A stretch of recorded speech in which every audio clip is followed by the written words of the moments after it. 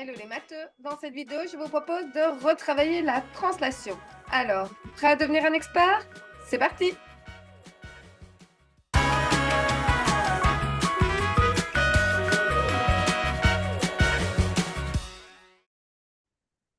Et c'est parti pour aborder la translation.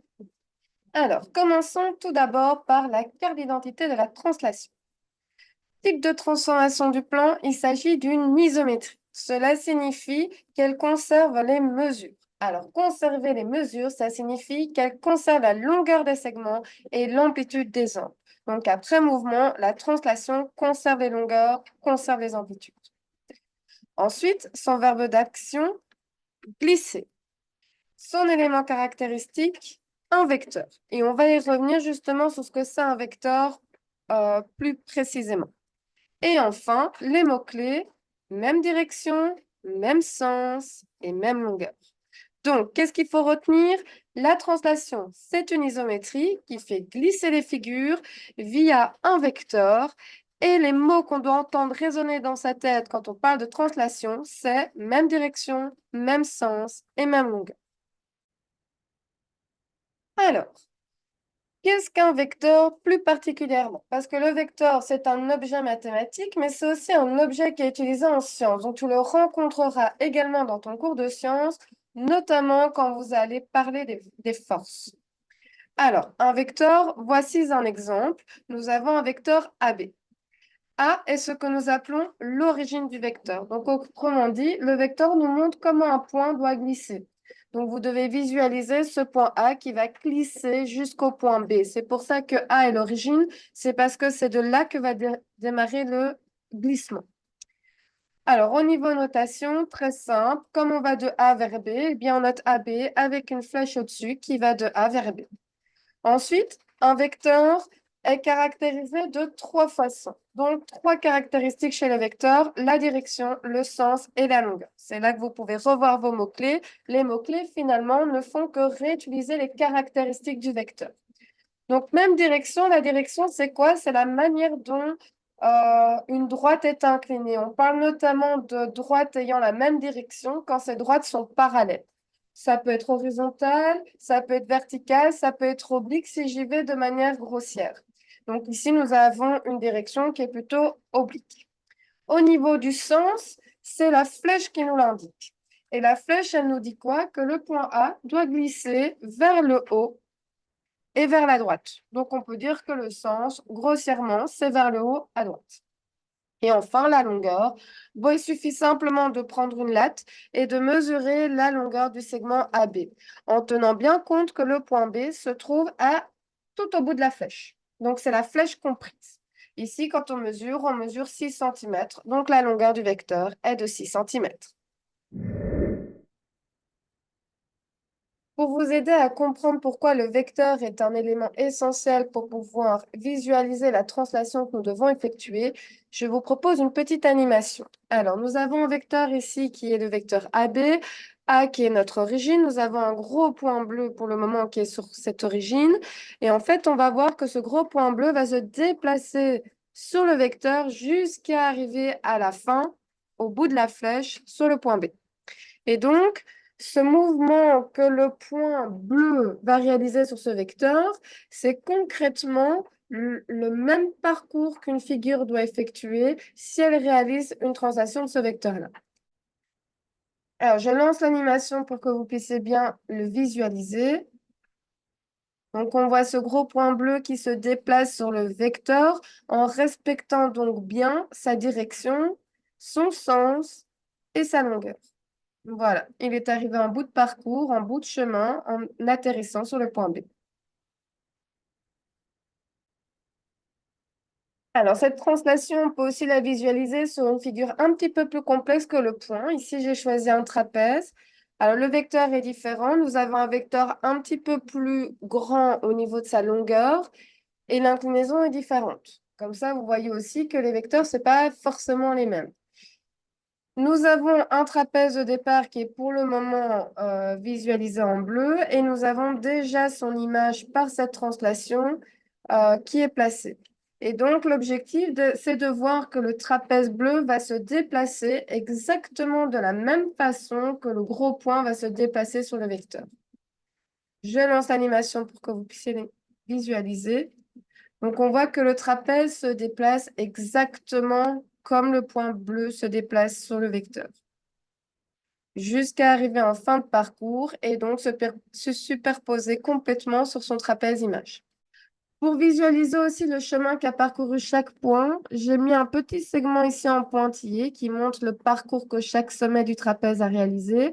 Et qu'est-ce qu'on observe? C'est que tous ces segments sont parallèles entre eux et parallèles surtout au vecteur de base. Donc on voit bien que le trapèze s'est déplacé en respectant la direction du vecteur. Il a bien respecté le sens puisqu'on est bien allé vers le haut et vers la droite. Et il a bien respecté la longueur puisque chaque segment a la même longueur que le vecteur. Alors, voyons voir si tu as bien compris le mouvement qu'effectue une translation. Alors, petite question, quel est le trapèze qui pourrait être l'image du trapèze 4 par translation?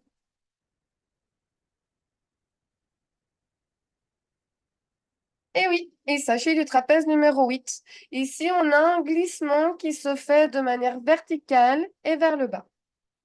Dans cette partie, je vous propose de revoir comment construire l'image d'une figure par translation. J'ai donc ici un trapèze de départ. Je cherche à construire l'image de ce trapèze par translation. Et j'ai également le vecteur qui va m'indiquer comment je dois effectuer le glissement. Alors, pour le réaliser, j'ai besoin d'une équerre.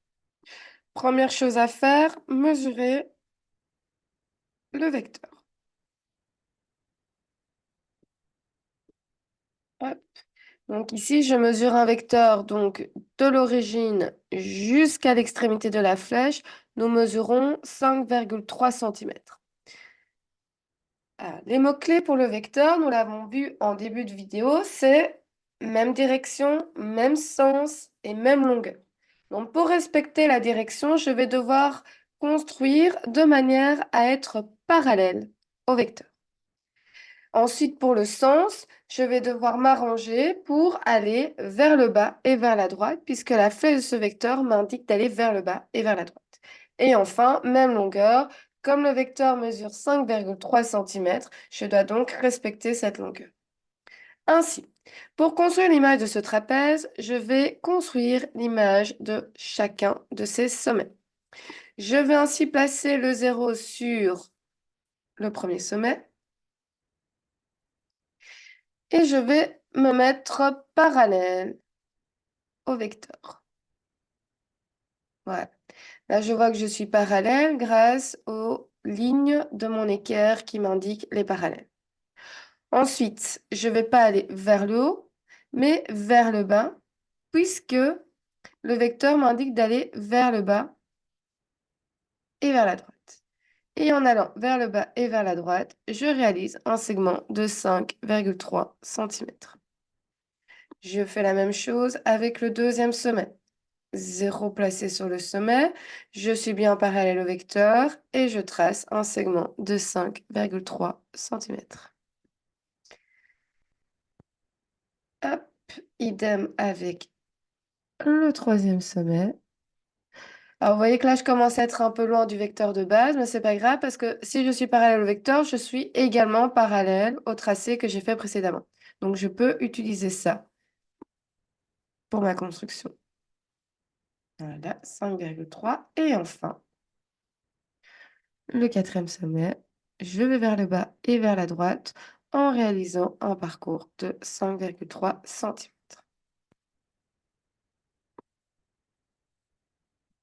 Ok, alors l'image de chacun des points est tout simplement l'extrémité de chaque segment que nous avons tracé. Je vais représenter en rouge image du premier point, image du deuxième point, troisième point, quatrième point. Ensuite, pour avoir l'intégralité du trapèze, il me suffit simplement de relier chaque point par un segment. Et voilà, si j'efface les constructions, nous avons construit l'image du trapèze par translation.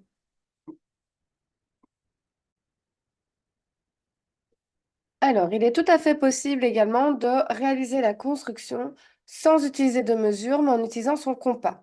Donc, si jamais tu n'es pas à l'aise avec la prise de mesure, cette séquence est pour toi. Alors, comment? Le début reste le même. Je prends mon équerre et je vais construire une demi-droite à partir de chaque sommet du trapèze, tout en étant bien parallèle pour bien conserver la direction du vecteur. Sauf que cette fois-ci, je trace des demi-droites. Donc cela signifie que je ne m'intéresse pas à la longueur, mais je m'intéresse bien à la direction grâce au parallèle et au sens, puisque ces parallèles, je les construis bien de manière à aller vers le bas et vers la droite.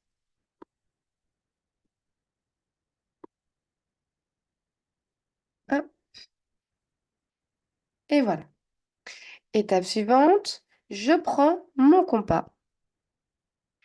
Je vais placer la pointe sèche sur l'origine du vecteur et le crayon du compas sur l'extrémité du vecteur. De cette manière, mon compas a repris la distance entre l'origine et l'extrémité. Et cette distance-là, je vais la reproduire sur chaque demi-droite. Donc, je place la pointe sèche sur le premier sommet et je trace un arc de cercle. Deuxième sommet, arc de cercle. Troisième sommet, arc de cercle. Et enfin, quatrième sommet et arc de cercle. De cette manière-là, j'ai l'image de chacun des sommets que je vais représenter ici en rouge pour que vous les voyez bien. Image du premier sommet, image du deuxième sommet, troisième sommet, quatrième sommet, qui ne sont finalement que l'intersection entre les demi-droites et les arcs de cercle.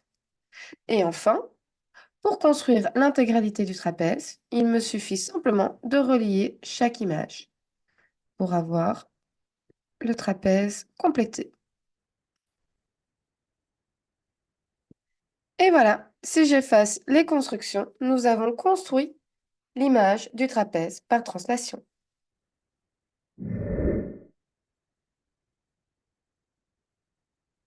Je nous propose de conclure cette vidéo en revoyant comment construire un vecteur d'une translation.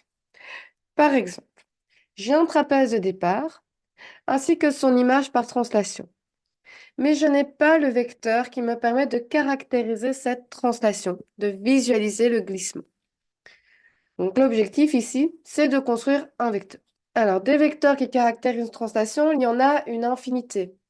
La seule particularité, c'est quand ils caractérisent une même translation, ils auront tous la même direction, donc ils seront parallèles entre eux, ils auront tous le même sens, donc la flèche indiquera le même sens, et enfin, ils auront tous la même longueur. Mais il me suffit d'en connaître un pour avoir la direction, le sens et la longueur qui caractérisent la translation. Comment procéder? Il me suffit simplement de prendre un sommet et de le relier à son image. Comme j'ai un trapèze et qu'un trapèze est caractérisé de 4 sommets, il me suffit d'en choisir un et de le relier à son image. Donc par exemple, je vais prendre ce sommet que je vais relier à son image qui se trouve ici. Pour ça, j'ai besoin d'une latte. Voilà. Qui est donc placée de manière à relier ces deux sommets. Voilà, donc là j'ai déjà la direction, mais je n'ai pas encore le sens, puisque la flèche n'est pas mise. Donc bien penser à la fin, une fois que vous avez fini de construire le segment, d'aller marquer la flèche au bout de ces segments, mais attention, la pointe doit coïncider avec l'image du sommet. Voilà, nous avons un vecteur, nous connaissons donc sa direction, maintenant la manière dont il est incliné, ainsi que son sens grâce à la flèche et sa longueur. Il nous suffit simplement de le mesurer. Et voilà, j'espère que cette vidéo t'aura aidé. N'hésite pas à dire en commentaire. Quoi qu'il en soit, la règle d'or pour réussir en mathématiques reste toujours la même, faire régulièrement des exercices à la maison.